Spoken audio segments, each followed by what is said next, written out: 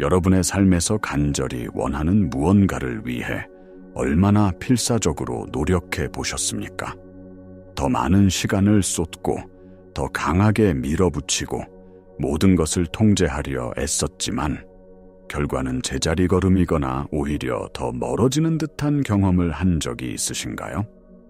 우리는 성공이 오직 치열한 노력과 통제의 산물이라고 배웠습니다. 하지만 만약 이 믿음 자체가 우리가 원하는 현실을 가로막는 가장 큰 장벽이라면 어떨까요?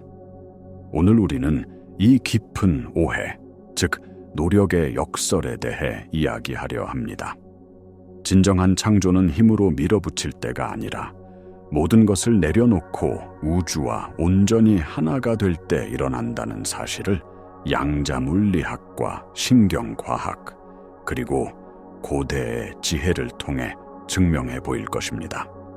여러분이 지금껏 붙잡고 있던 낡은 패러다임을 완전히 뒤바꿀 준비가 되셨다면 이제부터 시작될 여정에 온전히 집중해 주시기 바랍니다. 우리가 무언가를 필사적으로 원하며 애쓸 때 우리는 우주에 아주 명확한 신호를 보냅니다. 바로 결핍의 주파수입니다. 나는 이것이 부족하다. 나는 이것이 없다. 이 강력한 결핍의 감정은 우리의 에너지장을 지배하고 양자장, 퀀텀 필드은 이 주파수를 그대로 증폭시켜 우리의 현실로 되돌려줍니다. 현실은 거울과 같습니다. 여러분이 거울을 향해 미소를 지으면 거울 속에 당신도 미소 짓고, 인상을 쓰면 거울 속에 당신도 인상을 씁니다. 거울에게 억지로 웃으라고 소리친다고 해서 거울이 웃어주지 않습니다. 거울은 오직 당신의 현재 상태를 비출 뿐입니다. 마찬가지로 우주는 당신의 요구가 얼마나 절박한지가 아니라 당신의 존재 상태가 어떠한지를 반영합니다. 당신이 부족함을 느끼면 우주는 더 많은 부족함을 경험할 상황을 가져다 줍니다. 이것이 바로 노력의 역설입니다. 더 강하게 붙잡으려 할수록 그것은 손가락 사이로 더 빨리 빠져나갑니다. 인생의 가장 위대한 돌파구는 싸움을 멈추고 흐름에 몸을 맡기는 항복의 순간에 찾아옵니다.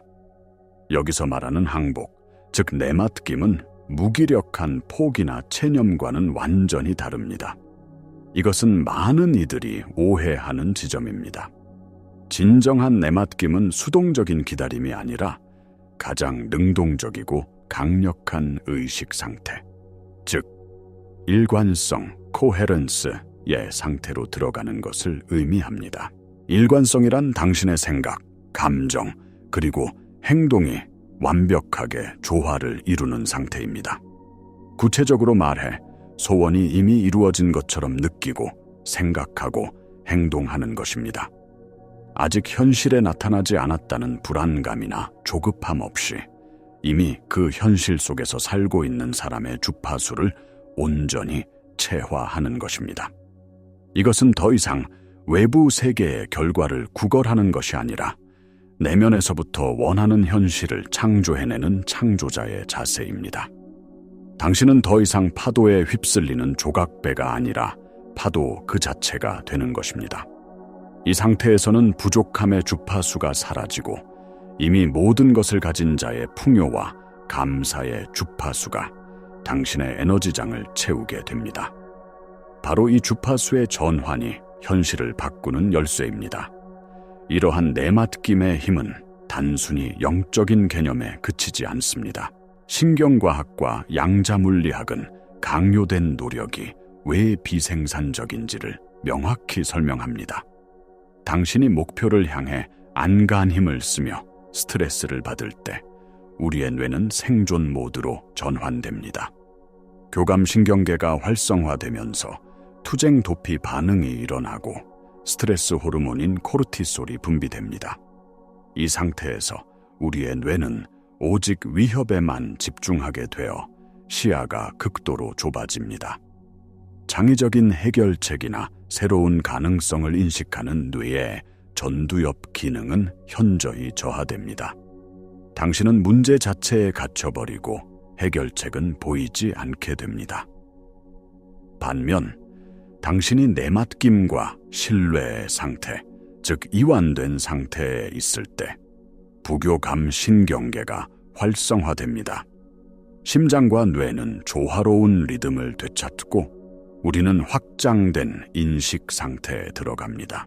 바로 이 일관성의 상태에서 우리는 보이지 않던 기회를 발견하고 직관적인 영감을 얻게 됩니다.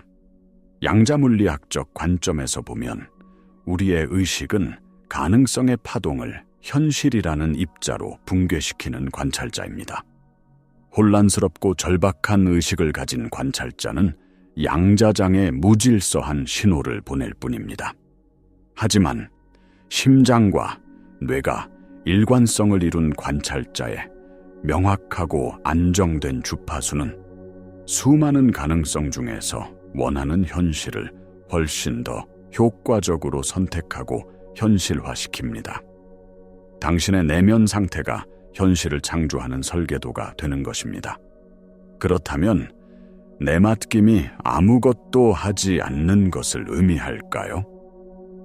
절대 그렇지 않습니다. 여기서 우리는 강요된 행동과 영감받은 행동의 차이를 명확히 구분해야 합니다. 강요된 행동은 불안과 결핍에서 비롯됩니다. 무언가 잘못될 것 같다는 두려움, 지금 당장 행동하지 않으면 기회를 놓칠 것 같다는 조급함이 그 동력입니다. 이러한 행동은 결핍의 주파수를 더욱 강화할 뿐입니다. 반면 영감받은 행동은 일관성과 충만함의 상태에서 자연스럽게 흘러나옵니다. 그것은 해야만 한다는 의무감이 아니라 하고 싶다는 기쁨과 열정에서 시작됩니다. 마치 잘 익은 과일이 저절로 나무에서 떨어지듯 힘들이지 않고 자연스럽게 이루어집니다. 영감받은 행동은 노력처럼 느껴지지 않고 오히려 놀이처럼 느껴집니다. 진정한 창조의 순서는 행동 소유 존재, to have be가 아니라 존재 행동 소유, be to have 입니다. 먼저 원하는 현실을 살고 있는 당신 자신이 되어야 합니다. 그 존재 상태에 온전히 머무를 때 무엇을 해야 할지에 대한 명확한 영감이 떠오를 것이고 그 행동은 당신을 원하는 현실로 자연스럽게 안내할 것입니다. 행동하기 전에 먼저 존재 상태를 바꾸십시오. 이것이 핵심입니다. 여러분이 억지로 밀어붙이기를 멈추고 소원이 이미 이루어진 존재 상태, 즉 일관성의 상태에 들어설 때 놀라운 일이 벌어집니다. 여러분의 개인적인 에너지장은 주변의 양자장과 공명하기 시작합니다. 물리학에서 공명, 레소넌스이란 하나의 진동체가 다른 진동체에 영향을 주어 같은 주파수로 진동하게 만드는 현상을 말합니다. 소리굽소의 하나를 울리면 옆에 있던 다른 소리굽소에도 저절로 울리는 것처럼 여러분의 명확하고 일관된 주피의 수는 주변의 에너지를 동조시키고 재배열하기 시작합니다. 이것이 바로 우리가 흔히 말하는 동시성, 즉 의미 있는 우연의 일치가 나타나는 원리입니다. 갑자기 필요한 정보가 담긴 책을 발견하거나 도움을 줄 수 있는 사람에게서 연락이 오거나 전혀 예상치 못한 곳에서 기회가 나타나는 경험들 말입니다. 이것은 우연이 아닙니다. 이것은 여러분이 보낸 명확한 주파수에 우주가 응답하는 과정입니다.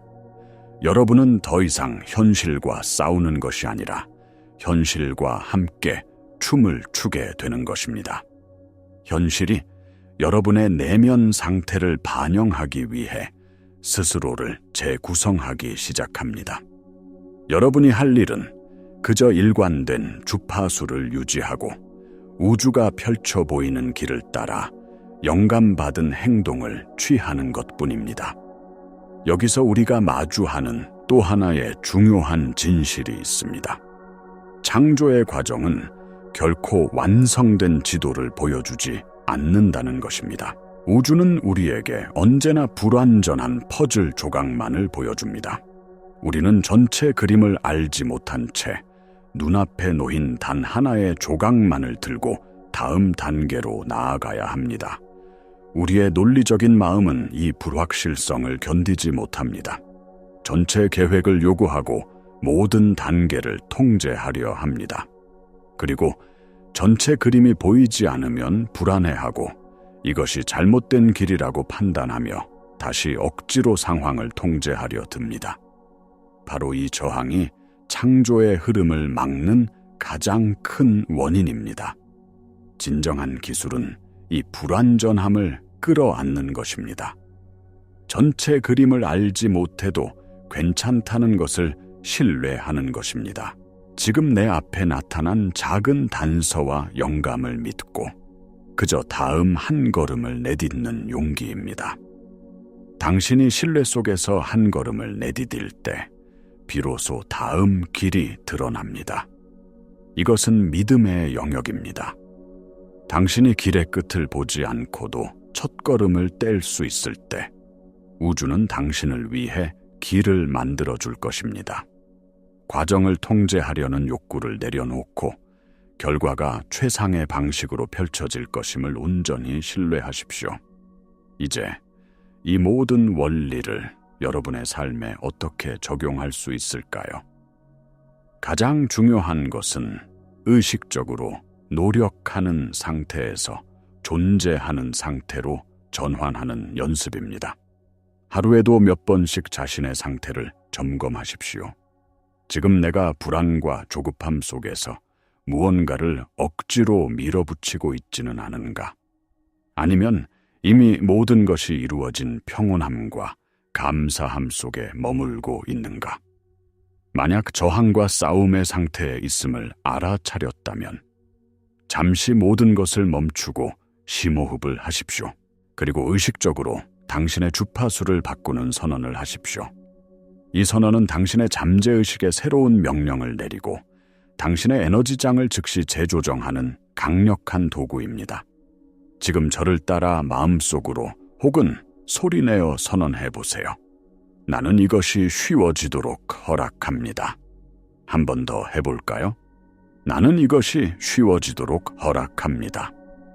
이 간단한 문장은 모든 것은 힘들어야만 한다는 우리의 깊은 무의식적 신념에 도전합니다. 이 말을 하는 순간 당신은 통제하려는 의지를 내려놓고 더 큰 지혜의 흐름에 당신을 맡기겠다는 의도를 우주에 보내는 것입니다. 이 영상을 보고 계신 지금 댓글에 이렇게 적어주세요. 나는 이것이 쉬워지도록 허락합니다. 이 행동은 단순히 글자를 쓰는 것이 아닙니다. 당신의 삶에 새로운 패러다임을 허용하겠다는 우주를 향한 선언이자 계약입니다. 새로운 존재 상태를 선택하고 내 맡김을 실천하기 시작하면 필연적으로 낡은 자아의 저항과 의심에 부딪히게 될 것입니다. 당신의 잠재의식은 수십 년간 노력과 통제라는 방식으로 생존해왔기 때문에 이 새로운 방식에 대해 강하게 저항할 것입니다. 이게 정말 효과가 있을까? 아무것도 안 하고 있다가 다 망치면 어떡하지? 와 같은 의심의 목소리가 끊임없이 올라올 것입니다. 이것은 지극히 자연스러운 과정입니다. 이 의심이 올라올 때 그것과 싸우거나 억누르려 하지 마십시오. 그저 부드럽게 알아차리고 미소 지으며 이렇게 말해주세요. 아, 나의 옛 습관이 또 나를 보호하려고 하는구나. 고맙지만 이제 나는 새로운 방식을 선택했어. 그리고 다시 나는 이것이 쉬워지도록 허락합니다. 라는 선언으로 돌아오십시오. 당신의 감정은 당신이 어떤 주파수에 있는지를 알려주는 가장 정직한 나침반입니다. 불안, 조급함, 좌절감이 느껴진다면 그것은 당신이 다시 낡은 패러다임으로 돌아갔다는 신호입니다. 그럴 때마다 자신을 비난하지 말고 그저 알아차리고 부드럽게 다시 일관성의 상태로 돌아오면 됩니다. 이 과정은 한 번에 완성되지 않습니다. 마치 근육을 키우는 것처럼 꾸준한 연습과 반복을 통해 내맡김이라는 새로운 신경 회로가 강화되는 것입니다. 의심이 찾아올 때마다 그것은 당신의 믿음을 더욱 단단하게 만들 기회임을 기억하십시오. 결론적으로 여러분이 원하는 현실을 창조하는 것은 더 열심히 노를 젓는 문제가 아닙니다. 그것은 돛을 올리고 바람의 방향에 몸을 맡기는 지혜에 관한 것입니다. 여러분은 지금까지 역풍을 향해 필사적으로 노를 저어왔습니다. 이제 노를 내려놓고 돛을 활짝 펼쳐 우주라는 순풍이 여러분을 원하는 곳으로 데려가도록 허락해야 할 때입니다. 진정한 힘은 통제에 있는 것이 아니라 내맡김에 있습니다. 진정한 창조는 노력에서 오는 것이 아니라 공명에서 옵니다. 당신의 유일한 과업은 원하는 현실의 주파수와 당신 자신을 일치시키는 것, 즉 그 소원이 이미 이루어진 당신 자신이 되는 것입니다. 그러면 현실은 당신의 내면 상태라는 거울에 비친 모습처럼 저절로 재배열될 것입니다. 이제 당신의 삶에서 힘겨운 싸움을 멈추십시오. 어떻게에 대한 걱정은 우주에 맡기십시오. 당신은 그저 당신이 원하는 존재 상태를 선택하고 그 느낌을 온전히 즐기며 영감이 이끄는 대로 즐겁게 행동하면 됩니다. 마지막으로 다시 한번 함께 선언합시다. 나는 이것이 쉬워지도록 허락합니다. 당신의 삶이 기적과 은총의 흐름 속에서 가장 아름다운 방식으로 펼쳐지기를 진심으로 기원합니다.